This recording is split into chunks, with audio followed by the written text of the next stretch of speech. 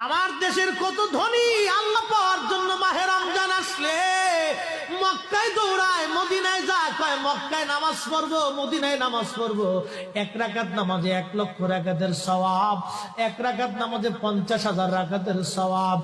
উমরা করে মক্কায় কাটায় সময় মদিনায় কাটায়, মক্কায় কোরআন খতম দিতে চায়, মদিনায় কোরআন খতম দিতে চায়।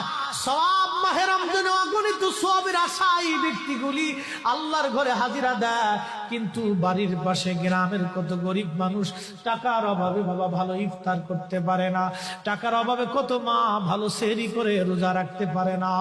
এই ধনীরা এই গরিব মানুষের ঘরে খাবার না দিয়ে আল্লাহরে পাওয়ার জন্য মক্কা মদিনায় দৌড়ায়। আল্লাহ ডাক দেখো, বান্দা একবার মরে দেখ, কায়দা মতো জুতা দিয়ে পিটামো, আমার বান্দারা না খায় ইফতার করবে, আর তুই আল্লাহ পাওয়ার জন্য মক্কায় আইছো, এমন আল্লাহ আমি ধরা দেব না।